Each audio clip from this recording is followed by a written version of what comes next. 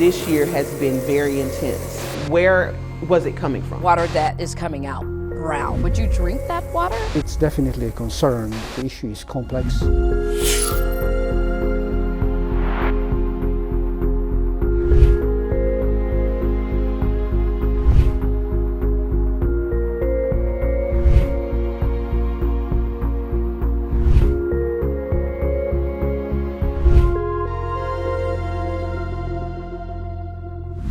Chief Investigator Ashley Graham. Since early this summer, KSLA News 12 has been following the city water issues in Shreveport, answering your calls and messages and taking your questions and concerns to the city.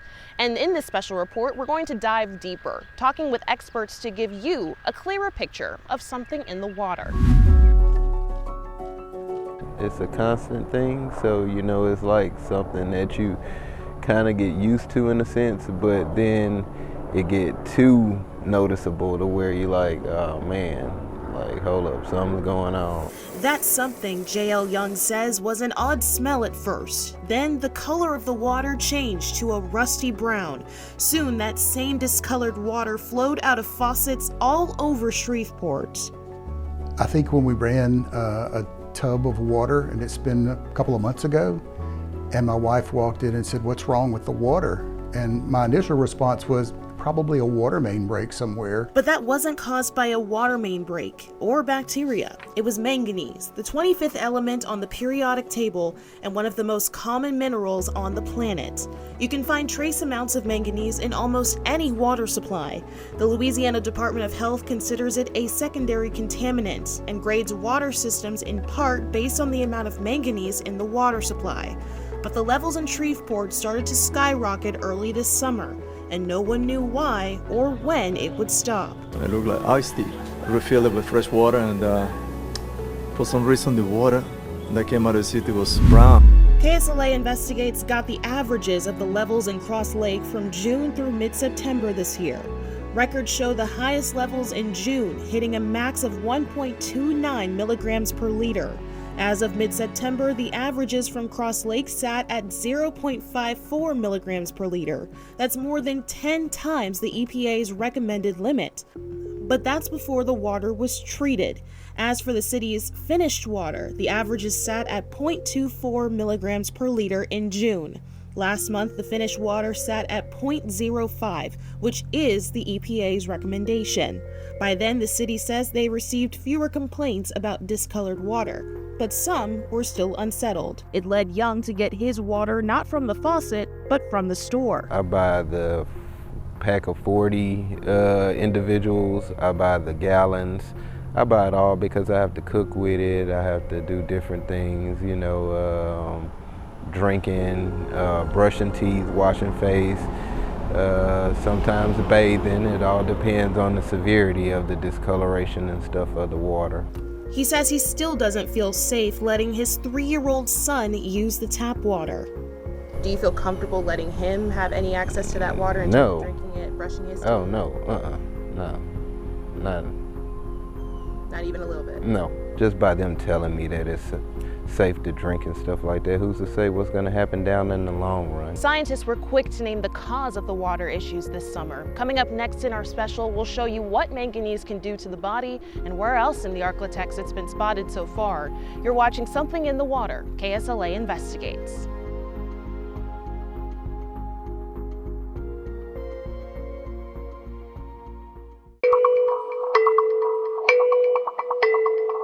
This isn't the first time manganese levels have spiked in the Arklatex. In 2014, KSLA showed you the brown water that raised concerns in DeSoto Parish. It looks like muddy water, honestly. I moved over here and, there's red dirt here. I'm used to the black lands next to the Mississippi. But honestly, our water normally looks like a mud puddle outside when it rains. I will go into town to wash our clothes, and when it's really bad, we go somewhere else to bathe. Is that inconvenient? Oh, it's very inconvenient because I have 3 children, 2 of which are special needs. A year later, the same issue plagued Natchitoches Parish. I buy 2 5-gallon bottles a week. In this side-by-side comparison, you can see the water that came directly off the lake behind Simmons' house and the water from his faucet. And the difference is, well, clear. The lake water is clearer than the water we get in to take baths with. And during the pandemic, that brown water hit Atlanta, Texas. We got brown water, and we can't bathe with it. You can't wash your dishes with it. You can't do anything with it. In every one of these cities, experts agreed the rise in manganese was out of their control and that with time, it would subside. But there was something different about this summer in Shreveport.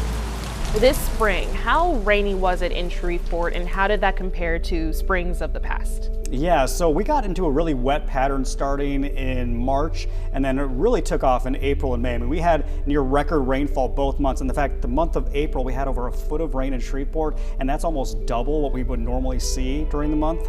And so, April was incredibly wet. May was our third wettest month, third wettest May on record in Shreveport. And so April, May, even June, very, very wet. I mean, we had record-setting rainfall across the Arklatex. Then as we headed deeper into the summer, our rainfall started to kind of taper off. And I think at one point we had a period of kind of dryness in July. Am I remembering that correctly? Right, yeah. So we had a little period of dryness in July. We had a few little spikes in rainfall, for the rest of the summer, but really it was the spring months that really, were the wettest. And then as we headed through the summer, especially recently, most recently, August and September were quite dry across the area. Tell me about how this May stacked up compared to other years around that same time. Right, typically spring is our wettest time of the year in the Arklatex, so it's really not unusual to get a lot of rain in April, May, even into June. But this past May was a little bit unusual. As you see here, we were in the top 3 wettest Mays of all time in Shreveport. Our average rainfall during the month of May, 4.46 inches. We had over 11 inches of rain, and so we were almost 7 inches above average just for the month of May alone. That's a lot of rain. A lot of rainfall. And of course, that's why we had some flooding issues earlier in the spring, and that's why we had, the high river levels and all kinds of stuff as we headed into the early summer months. We know what manganese is, what it looks like, and what it can do. But why were the levels so high for so long this summer? That's one of the issues experts were trying to figure out. We met with Kiana Maple-Lars, Shreveport Superintendent of Water Purification, to learn more. So if you could sum up in like a word or a phrase what the last couple of months have been like, and when it comes to just the manganese. Very intense. Intensity that lasted for months. That's how she describes the city's fight against the rise in manganese. In past years, there would be a spike for a day or two here and there, and again, the treatment process would take care of itself.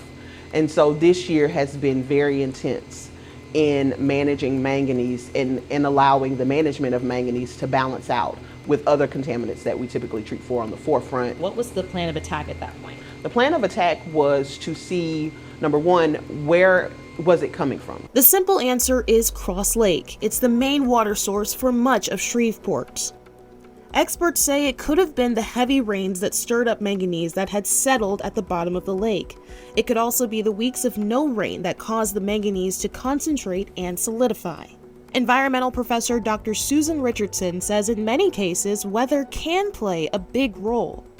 So heavy rains are, notorious for doing that kind of thing, washing off minerals, also washing off organic matter, the impact disinfection byproducts that I study. So we tend to have sometimes higher levels of those disinfection byproducts when organic matter washes off in heavy rain. If you recall, back in April and May and even June, we had some pretty intense rain events. And so operating our spillway gates and opening them to relieve the levels of water in the lake, we believe it stirred up, manganese that may have already been existing, in the west side of the watershed or on the bed of the lake, as that water is that significant amount of water. And we're talking about trillions of gallons a day flowing through. We believe that it stirred up manganese that was typically dissolved or settled and added that to, the normal, conditions in the water that we had to treat. LSU Shreveport Biological Sciences professor Dr. Peter Siska said non-natural causes like runoff from fracking or construction sites could also be at play. It's definitely a concern, and it's probably not easy to find out what causes this higher level because the issue is complex. Other than the color and some staining, was there any harm? Would people's health be affected or at risk?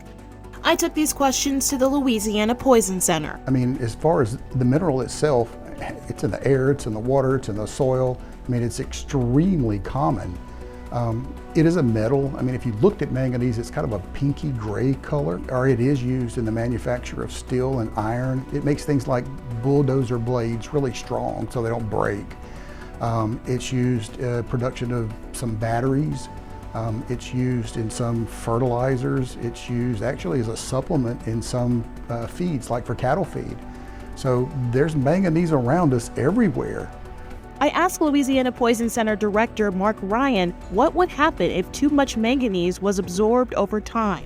What we don't want with those extra levels is for them to start moving into larger amounts and being deposited in our liver, our kidneys, and especially our brain. Too much manganese is especially risky for sensitive groups like bottle-fed infants and the elderly. According to the Centers for Disease Control and Prevention, it can lead to trouble focusing, speaking, or walking. But Ryan says it takes much higher levels of manganese than what we've seen in Shreveport's drinking water over a long period of time. We're talking about people who take really high levels over months or even years before you may start to see health effects. Even with those caveats and reassurances, everyone wanted the extra manganese out of the water. Throughout the summer, water and sewer staff worked around the clock to get Shreveport's drinking water clean again. Another thing that we added to our fight against manganese was more frequency in monitoring. For the better part of 2 months, we were monitoring manganese every 2 hours. That's how intense this fight was. That monitoring happened in the lab and in the field, with advanced technology and some not so high-tech methods. We've implemented something that's kind of an unofficial standard when dealing with something like manganese called the white cup test. Literally keep a white styrofoam cup in their trucks. As they flush, periodically, if they flushed it for 5 minutes and it looks clear, it may look clear coming out, but you got natural light and gazes and glares and things, but just run some of it in the cup. As it starts to change, that satisfaction goes a long way. The city invited local journalists to see the removal efforts up close in July. When we had the media visit when we were cleaning the basins, that was to see where we would flock it out or settle it out in the sedimentation portion. And you guys saw from the pictures in the video that all that black stuff, that was literally manganese. Because typically it's brown or greenish, reddish orange color because of the organics and the humic material. All the waste and sludge gets discharged across Bayou, a watershed that releases into the Red River. Getting the manganese to the point where it could be removed is a complicated process and depends on its state, solid or particulate. The solid or particulate manganese is where the manganese just kind of exists in the water, similar to dirt particles. And if you want it in that particular state, because at that point you can treat it both chemically and physically. But once you started getting into the dissolved states of manganese, that's when it got intense, and that's when the chemical and oxidative approach to removing manganese had to be ramped up. Once it was turned into a solid state, the manganese still had to be physically removed and scraped off the basins. We had to, we implemented more frequent basin washing, went from every 2 to 3 months to every 4 to 5 weeks, just to ensure that every aspect of the treatment process that we can fine tune and optimize to hurry up and get rid of all the manganese that, is in the surface water itself, but also settling out in our treatment process as quickly as we can, As we head into fall, we wanted to know what Shreveport could expect as the weather cools and the manganese levels subside. So we put together a panel of experts to get answers to those questions. And that's coming up next on Something in the Water.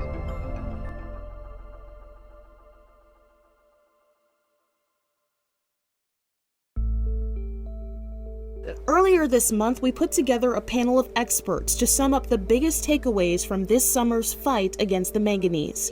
We invited Drs. Thomas Arnold and Wanda Thomas from LSU Health Shreveport and Lyman McKellar from the Shreveport Water and Sewerage Department. From the emergency medicine standpoint, we've not seen any complaints. So this obviously has not been much of a health concern as much as a discoloration concern. So more of an aesthetic kind of noticing. From a pediatric perspective, we are just reinforcing to especially our new parents with newborns to make sure they're using nursery water if they are making formula as opposed to tap water. That's always been our go-to, but just reinforcing that with the discoloration and the changes that have been going on in the water system.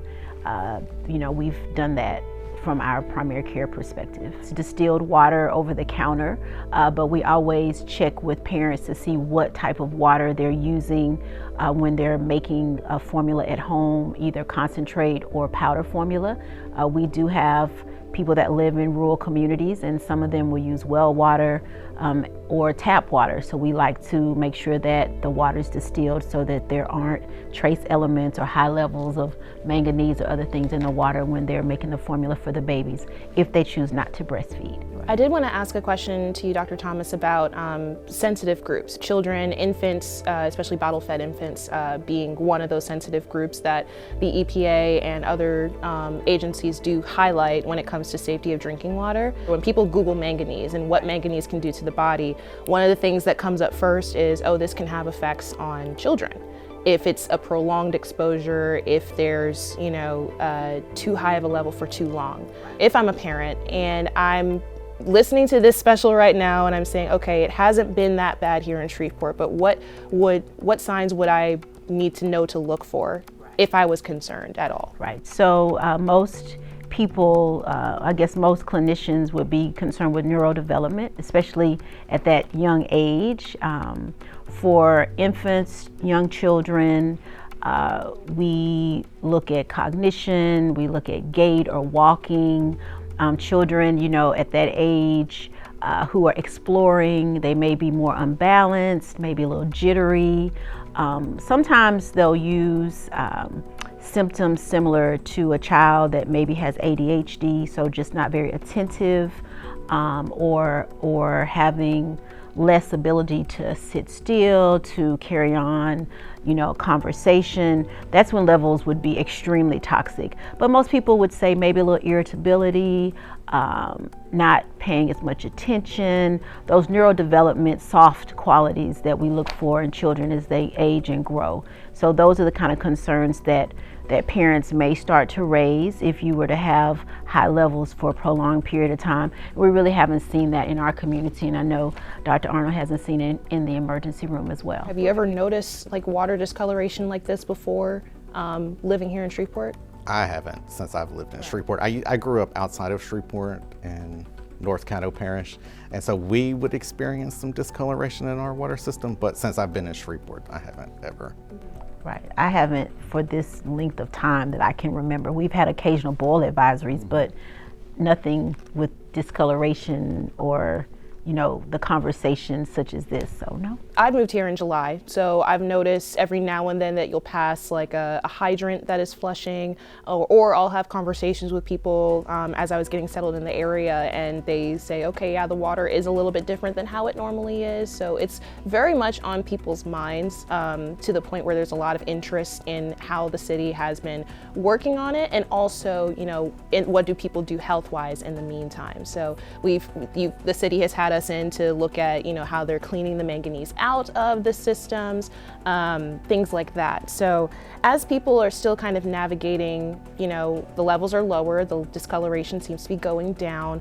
As they look ahead, though, how can people what do you think people should be taking away from this experience, whether it's about monitoring water quality and, maintaining their family's health? From a health perspective, the thing to remember is that manganese is a common element, one of the most common elements on the planet. We take in manganese every day in our normal diet and water that we drink as well. Some water has more than others. The thing to remember, though, is that the level of manganese in the water to start causing discoloration is 60 times less than the amount that we would be concerned about it becoming a health issue. So there's a lot of discolored water that's not unhealthy at all. And I think that's what we're seeing. That's the range we're in, is the level where there's discoloration, but it's not risen to the level of being a health concern at this point. Other than, as Dr. Thomas has said, the infants getting formula, their water should probably be something that's bought off the shelf. We normally take in 2 to 5 milligrams per day in our diet. We absorb a small fraction of that. So normally that's not going to be an issue. The EPA has said that you shouldn't drink water with more than 1 milligram per liter for more than a certain number of days per year, we're not even close to those levels. So from what I've seen as far as the levels that we've had in Shreveport water, we're not anywhere close to getting to be a health issue. So like since June, whenever we first noticed it and started treating it at the water department, we've been in constant contact with Louisiana Department of Health. They've been monitoring our test results. They've been doing their own test results as well. And it is not to the level of anywhere near being dangerous for people. And if it had been, we would have issued more alerts about that. You touched on my next question too. If we were in a state where, not a location state, but if we were at a point where this was an alert-worthy type of level, how would that sort of messaging get out to people, either from their medical providers or from the city or whoever's running their water system? What would we be able to expect if this was something that people should be really taking seriously? If it were from the city's point of view, it would be like a big, obviously we'd send out press releases like we do, but like the mayor would probably be out front and center with some messaging on that, letting people know. We'd be talking to groups, neighborhood organizations in town, letting them know, obviously relying on our media partners to help us get the word out. And if this rose to the level of concern, the state agencies, the federal government, the EPA would be all over this place. It would be on the national news like Flint, Michigan was with the lead in their water. And so that's not raised any of those concerns at this point. And this is an open question. What do you think their biggest takeaway should be from the last few months, and moving ahead, where would you say their confidence level can be in the water quality? I think from a health standpoint, they can have total confidence. It's a cosmetic issue. It's staining bathtubs and that sort of stuff in clothes, so that's a nuisance. But from a health standpoint, I don't think anybody has to worry. And I would agree as well. I think, common sense practices, that's the best thing that we can do. I know that, seeing the discoloration, in the bathtub, in the shower water, in the sink, that has really bothered a lot of our citizens here. But as Dr. Arnold said, from a health perspective, I would hope that we trust our water system and the people that are working to make sure that we're safe and that it is healthy for us to drink, and that we do our part as citizens to kind of cheerlead them as we get this all sorted out. So. Yeah, and I know from the water department, just like Mr. Daniel told you previously, that these are historic levels in Shreveport for manganese, and they've had to basically come up with a system to treat that they haven't ever had to treat to this extent before. And so I think the biggest takeaway is we're more prepared now to deal with that if we see higher levels than we were 4 months ago. Even though the city hopes the manganese levels stay low, they plan to take the lessons learned and grow from the experience. We're going to build on this institutional knowledge so that we can be prepared and have a better approach to it so that it does not have such an impact on our finished water. Do you think we are starting to see a light at the end of the tunnel at this point, or are we still working toward that? I believe we are. We will continue to work towards that, but I believe we are starting to see the fruits of our labor. The bottom line is this was an historic event for Shreveport, and the battle's not quite over yet. If you notice anything off with your water, whether it's the smell, the color, or even the taste, the city wants to know. So you can reach out to them with the contact information on your screen right now to make a report so that they can come out and fix it. And if you have any questions, you can come to us at KSLA News 12 Investigates so that we can get you answers. For the KSLA News 12 Investigates team, I'm Ashley Graham.